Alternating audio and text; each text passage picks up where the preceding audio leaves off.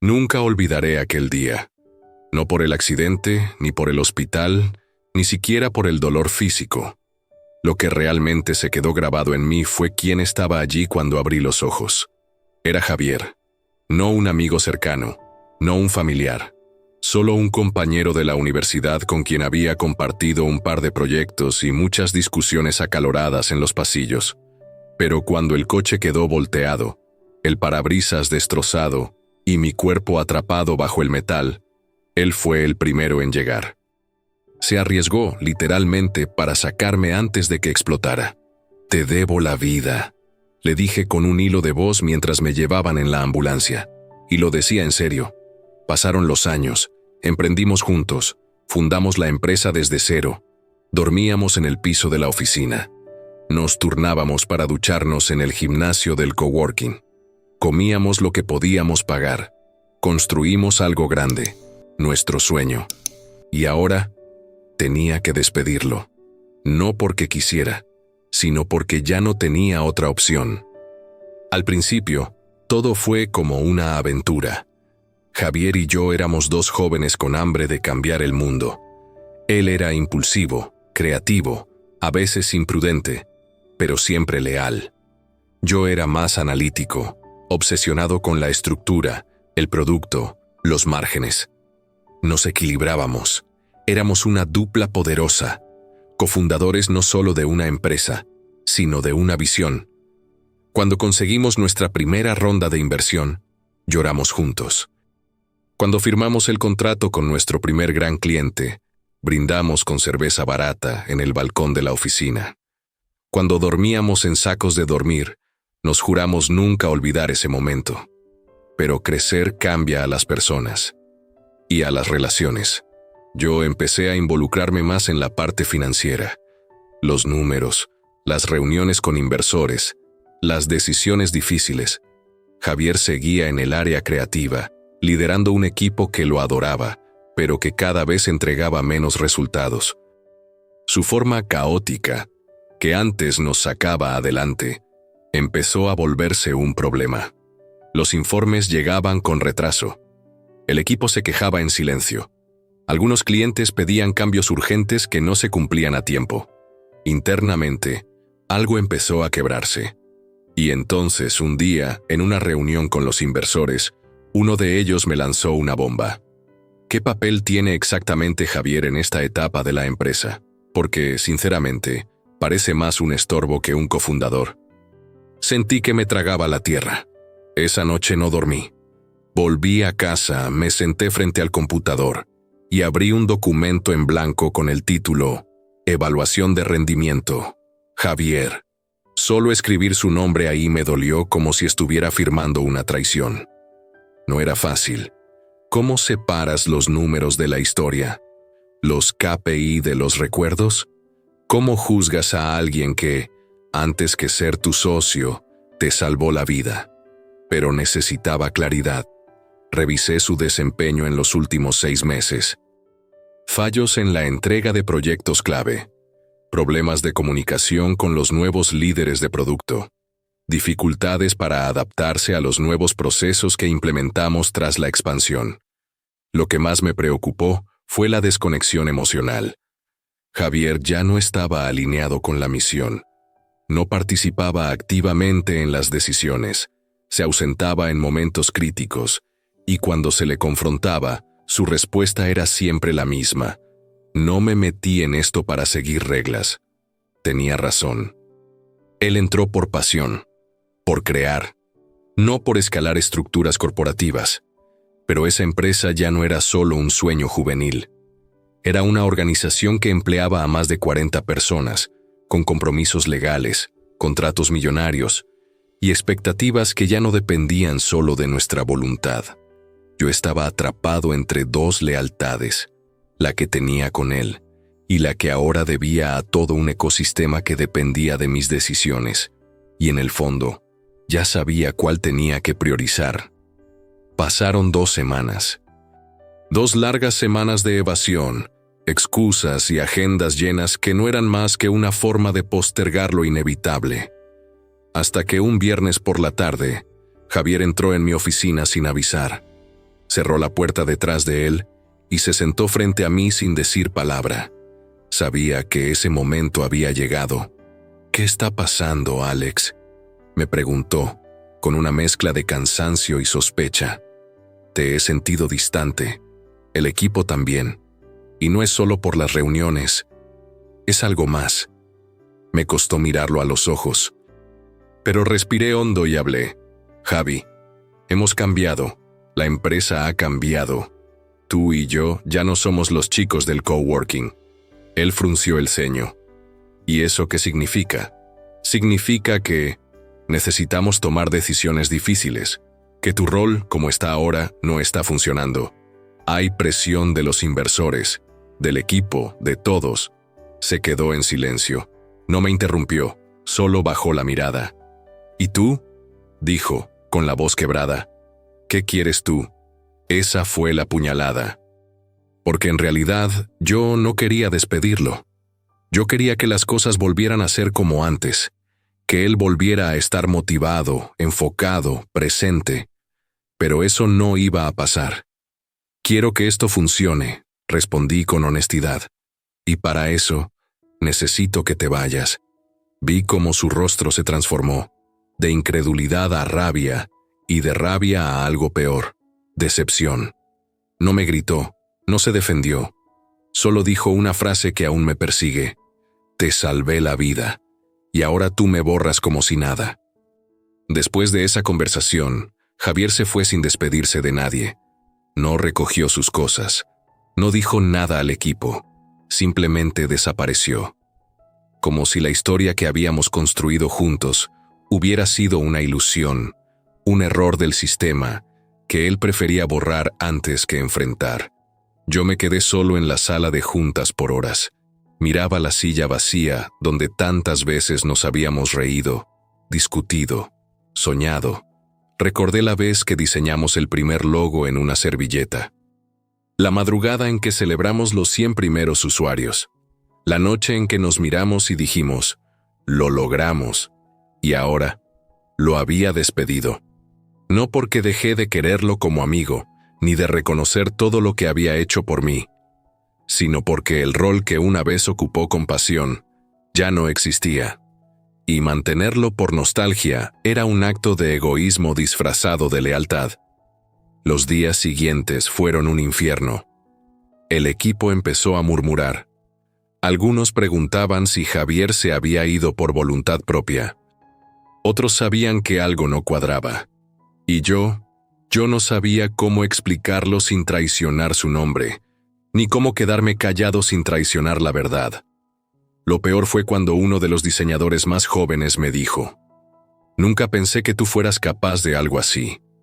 Me dolió más de lo que podía admitir, porque aunque yo era el cofundador, aunque yo llevaba la empresa al hombro, aunque cada decisión que tomaba era por el bien de todos, me sentía como el villano de mi propia historia.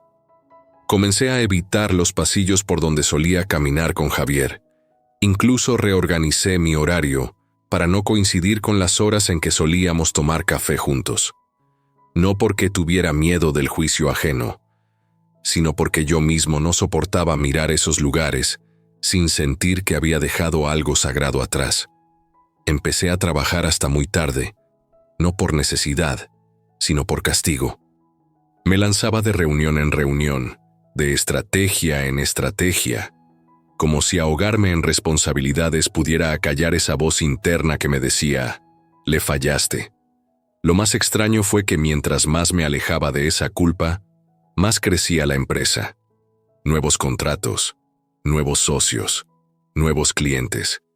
Los inversores me felicitaban. El equipo se mostraba más enfocado. La cultura interna se profesionalizaba. Desde afuera, parecía que todo estaba mejor que nunca. Pero yo sabía la verdad. Cada éxito venía con un sabor a ceniza. Cada aplauso me recordaba que había perdido a quien estuvo allí cuando nadie más creyó. A quien me cargó entre escombros y humo. A quien me dijo, «Vamos a cambiar el mundo». La empresa crecía, pero yo me encogía. Las noches se hicieron más frías, y los silencios más largos.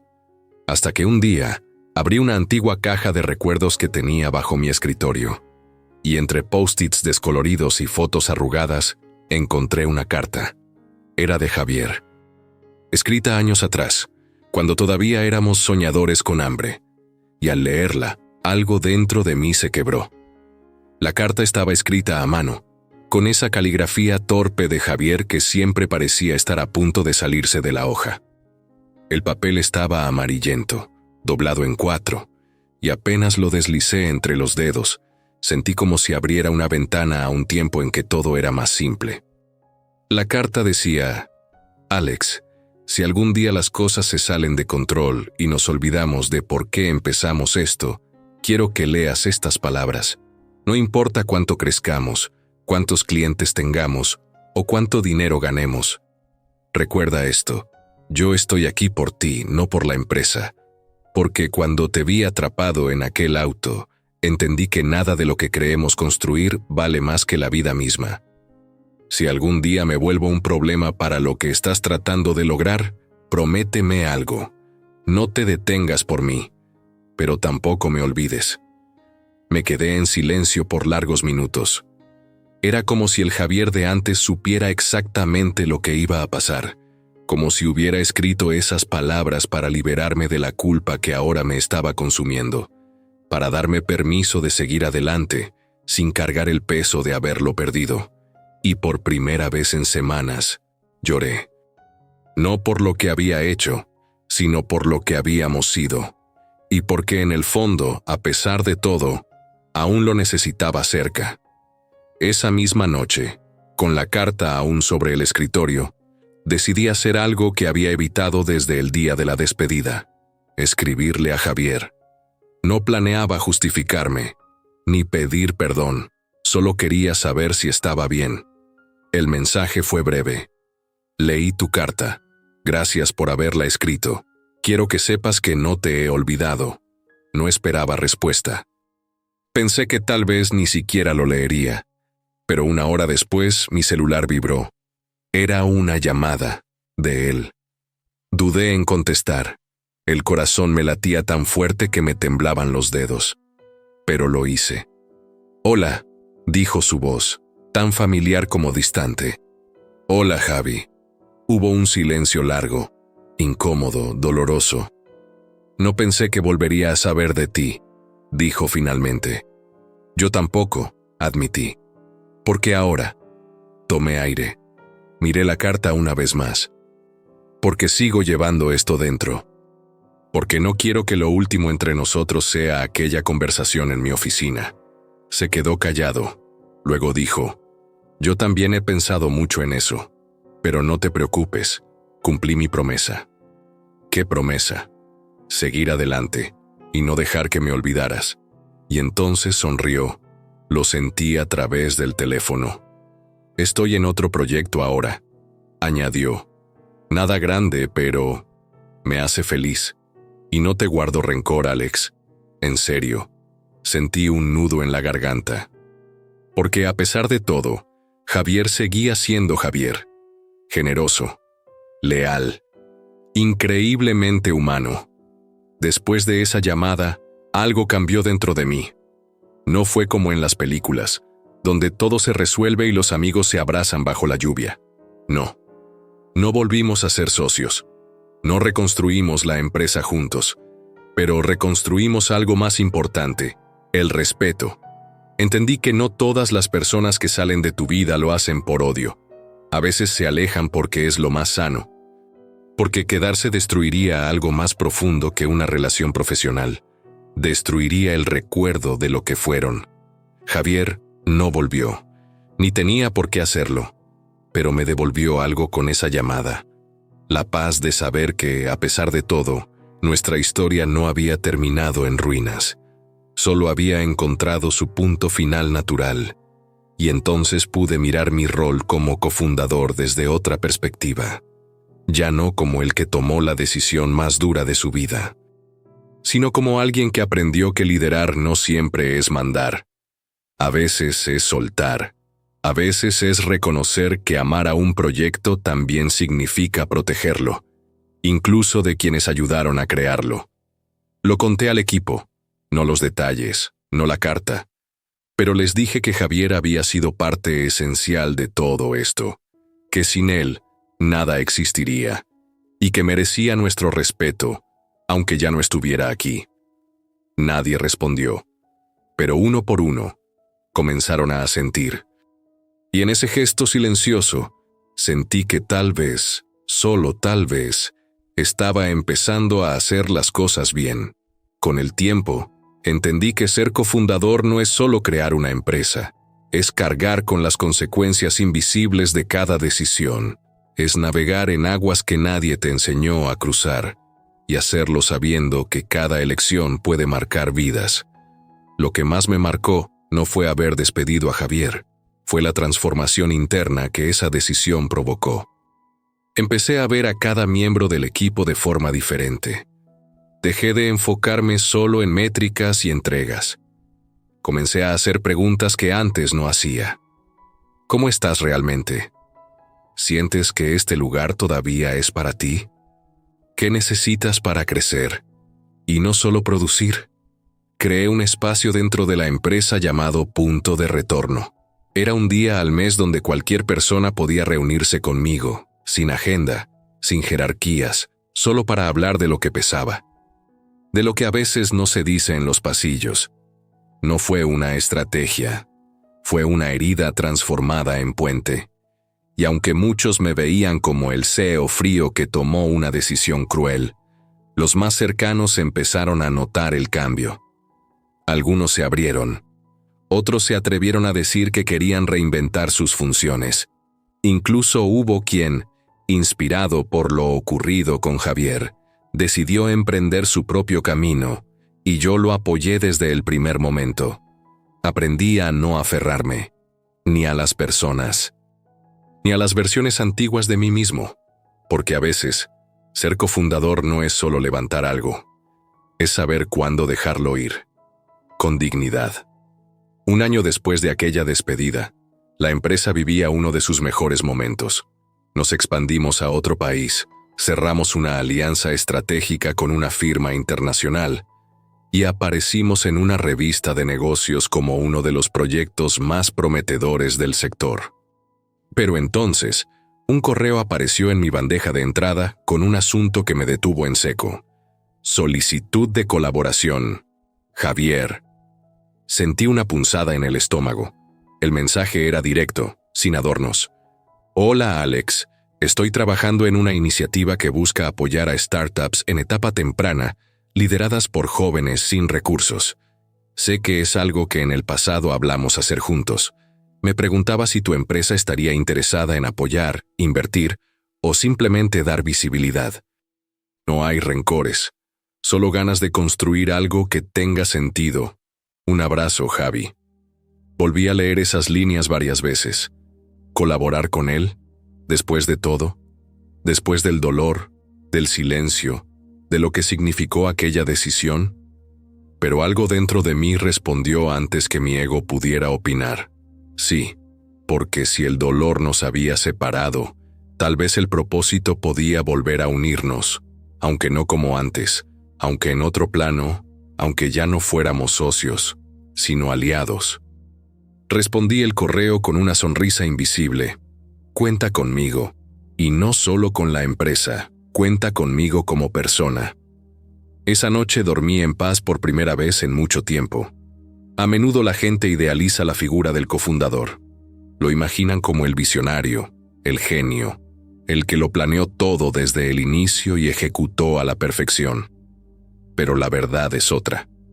La verdad es que detrás de cada éxito hay decisiones que te desangran en silencio. Nadie ve las noches donde te preguntas si hiciste lo correcto. Nadie ve las veces que te sientes un impostor al firmar un contrato que no te llena. Nadie escucha las voces internas que repiten, ¿y si lo hubieras hecho distinto? Ser cofundador no te hace invencible, te hace humano, con una carga más pesada que la mayoría. Y si algo aprendí en este viaje, es que no hay liderazgo sin pérdidas. No hay crecimiento sin heridas. No hay construcción sin caos. Pero también aprendí otra cosa, que hay decisiones que no se miden en resultados, sino en humanidad. Despedir a Javier no me convirtió en villano. Me convirtió en alguien que tuvo que elegir entre lo fácil y lo necesario. Pero reencontrarlo, apoyarlo y sanar esa historia me devolvió algo más valioso que el éxito: la capacidad de mirarme al espejo sin bajar la mirada. Porque al final, lo que define a un verdadero cofundador no es lo que construye afuera, es lo que es capaz de reconstruir por dentro. Unos meses después de haber colaborado en el proyecto de Javier, recibí una invitación inesperada. Era para asistir a una charla en una universidad local, donde él compartiría su experiencia como emprendedor y mentor de jóvenes talentos. No sabía si asistir. Pensé en ir de incógnito, sentarme en el fondo del auditorio, solo para escucharlo, pero no fue necesario. Apenas entré, Javier me vio y sonrió. Tomó el micrófono y, en lugar de hablar sobre métricas o rondas de inversión, comenzó con una historia. Hace años, dijo, mirando al público, pero también a mí. Fundé una empresa con un amigo. Soñamos, luchamos, crecimos, y un día, como pasa en todas las buenas historias, llegó el conflicto. Nos distanciamos, pero gracias a eso, descubrí que a veces uno no pierde a las personas, solo las transforma en algo distinto, en parte de tu historia, incluso si ya no caminan a tu lado. Nadie aplaudió de inmediato. Había silencio, de ese que pesa, de ese que emociona, y en ese momento supe que no habíamos fracasado. Habíamos vivido algo tan real, tan humano, que incluso con las heridas, había dejado raíces, y esas raíces estaban floreciendo ahora, en forma de inspiración, de propósito, de legado. No todos los finales son felices, pero algunos son profundamente justos. Salí de esa charla sin decir una palabra. No hacía falta. Javier y yo ya habíamos dicho todo lo importante sin necesidad de más explicaciones. Las despedidas, los silencios, las cartas, la llamada, el reencuentro. Todo había cumplido su ciclo. Volví a la oficina. Entré a la sala donde teníamos colgadas las fotos de los momentos clave de la empresa. La mayoría eran imágenes de lanzamientos, premios, equipos celebrando. Pero había una, olvidada en una esquina, donde estábamos solo él y yo en la terraza del coworking, brindando con café en vasos plásticos.